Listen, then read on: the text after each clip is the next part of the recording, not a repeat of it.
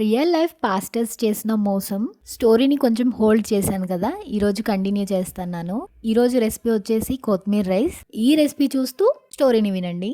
Pastors వచ్చేసి ఆంధ్ర, నమ్మిన వాళ్ళు వచ్చేసి తెలంగాణ అండ్ ఆంధ్ర వాళ్ళు ఉన్నారు అని చెప్పాను కదా. ఆంధ్ర నుంచి వీళ్ళు ఎలా తెలంగాణకు వచ్చారు అనేది చెప్తాను అని చెప్పాను. తెలంగాణలో ఒకరికి నార్మల్ గా పరిచయం అయ్యారు.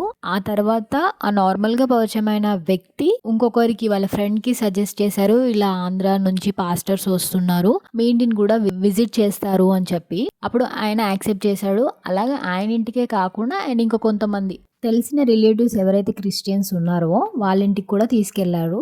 ఒకరి దగ్గరికి తీసుకెళ్తే ఒకరు మామయ్య అవుతారనమాట, చిన్న మామయ్య. ఆ చిన్న మామయ్య కూడా వాళ్ళ అన్నయ్య కూడా చూపిద్దాము అన్నట్టు వాళ్ళ అన్నయ్య వాళ్ళ ఇంటికి తీసుకెళ్లారు. సో వాళ్ళ అన్నయ్య వాళ్ళు ఏమనుకున్నారు అంటే ఫ్యామిలీ అంతా ఒక దగ్గర ఉంటే బాగుంటది కదా, చర్చ్ అయినా ఏదైనా అన్నట్టుగా వాళ్ళు కూడా యాక్సెప్ట్ చేశారు. ఏమైంది అనేది నెక్స్ట్ షార్ట్లో చెప్తాను.